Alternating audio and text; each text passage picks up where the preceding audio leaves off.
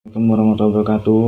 Kami dari kelompok 4 akan mempresentasikan tentang makalah yang bertemakan dua buku referensi. Maaf jika sebelumnya telat, karena di kelompok kami ada ketidakkompakan dalam menyesuaikan waktu. Materi pertama akan disampaikan oleh Mas Rian. Assalamualaikum warahmatullahi wabarakatuh. Saya Rian Maulana Rahmat Saputra. Saya selaku salah satu anggota kelompok 6 akan menyampaikan sebuah rumusan masalah. Yang pertama yaitu siapa Al-Farabi, yang kedua apa saja karya-karya Al-Farabi selama masa hidupnya, yang ketiga siapa Ibnu Rusyid dan bagaimana keadaan politik pada masa Ibnu Rusyid. Yang pertama yaitu Al-Farabi hidup pada periode kedua masa pemerintahan Abbasiyah, suatu masa di mana khalifah-khalifah yang memerintah di Baghdad secara politis tidak lagi kuat seperti sebelumnya, sehingga mereka tidak kuasa melawan kehendak para perwira pengawal keturunan Turki, dan secara intelektual pemikiran rasional Mu'tazilah mulai memudar seiring dengan munculnya kembali ajaran salaf. Yang selanjutnya kegiatan-kegiatan ilmiah pada masa kekhalifahan Bani Abbas bergerak dinamis secara seiring dengan dinamika politik yang ada. Menurut Atiyah, kegiatan-kegiatan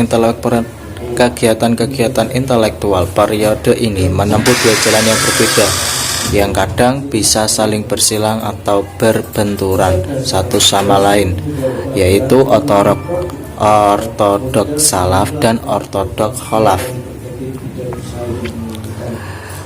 Selanjutnya, karya-karya dan kontribusi dalam perkembangan keilmuan. Menurut catatan para bibliografer tradisional, sebagaimana laporan Osman Bakar, Al-Farabi menulis sekitar 100 karya ilmiah besar dan kecil yang mencakup berbagai tema linguistik, logika, fisika, metafisika, politik, astronomi, musik, dan beberapa tulisan tentang sanggahan terhadap pandangan filosof tertentu.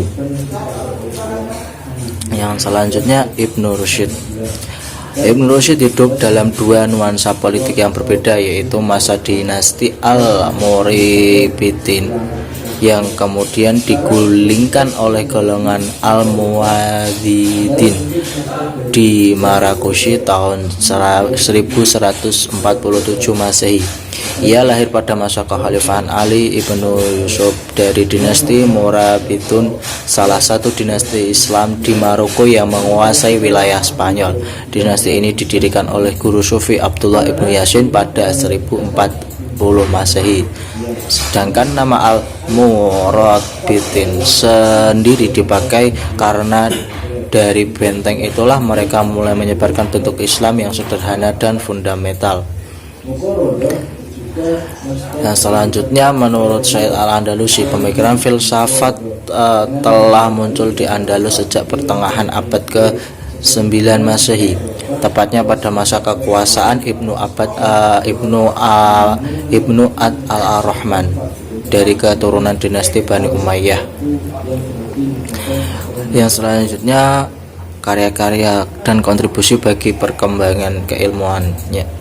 Menurut Majid Fakhri, sumbangan Ibnu Rusyid dalam bidang filsafat, kedokteran, dan teologi sangat besar, sehingga hanya bisa disejajarkan dengan sumbangan Al-Farabi dan Ibnu Sina.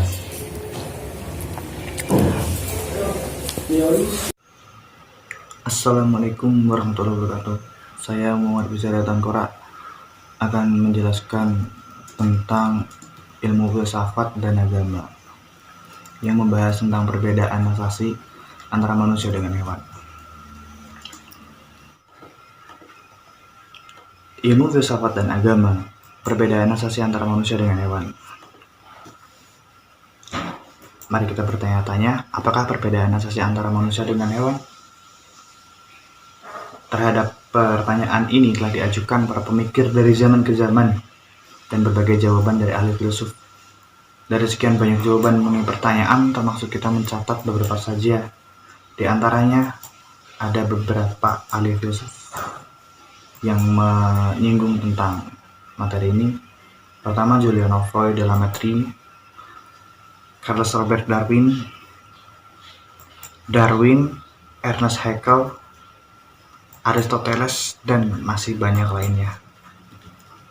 Saya akan membacakan salah satu pendapat ahli filsuf, yaitu dari Aristoteles. Aristoteles memberikan definisi bahwa manusia itu adalah hewan yang berakal sehat, yang mengeluarkan pendapatnya yang berbicara berdasarkan akal pikirannya. Beliau pula mengajukan rumusan lain, yaitu manusia adalah hewan yang berpolitik, hewan yang membangun masyarakat di atas famili-famili menjadi pengelompokan yang impersonal daripada kampung dan negara. Selain itu pun, di materi ini kita membahas tentang manusia makhluk pencari kebenaran, ataupun manusia adalah hewan tukang bertanya. Dengan sedikit pun tidak bermaksud mengecilkan arti dari nilai pendapat para pemikir lainnya. Dalam kesempatan ini, kita akan membahas pendapat tentang Profesor Dr. R.F. Breiving, guru besar filsafat, yang berkesimpulan bahwa manusia itu tukang bertanya. Selanjutnya beliau menulis pula Sartre, filsuf eksistensi Prancis dewasa ini mengatakan bahwa kesadaran manusia adalah bersifat bertanya yang sebenar-benarnya. Manusia adalah hewan yang berpikir.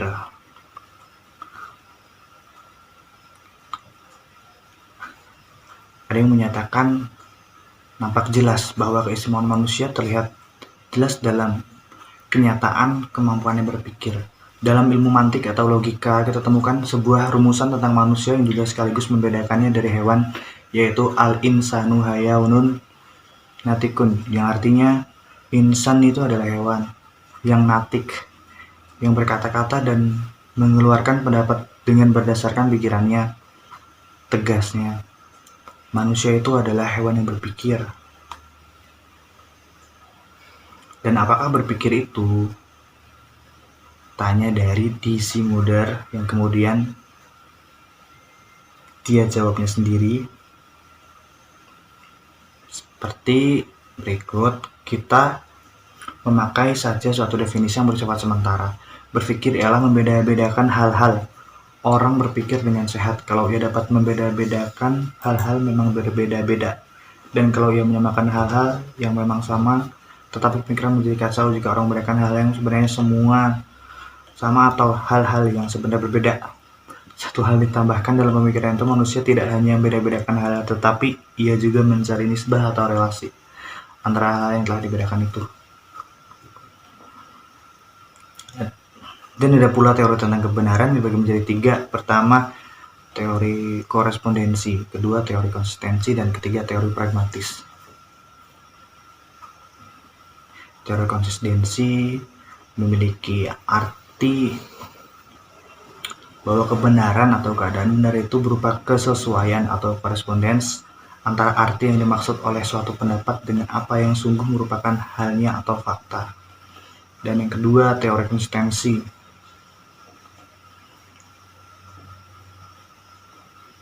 yang menyatakan bahwa kebenaran ditegakkan atas hubungan antara putusan yang baru itu dengan putusan-putusan yang lainnya yang telah kita ketahui dan akui benarnya terlebih dahulu. Dan yang ketiga ada teori pragmatis, yaitu memiliki arti bahwa ada salah seorang ahli filsuf yang menyatakan, William James di Amerika Serikat, menurut filsafat ini benar tidaknya suatu ucapan dalil atau teori semata-mata bergantung kepada berfaedah tidaknya ucapan dalil atau teori tersebut bagi manusia untuk bertindak dalam penghidupannya. Ya, sekian dari saya. Wassalamualaikum warahmatullahi wabarakatuh.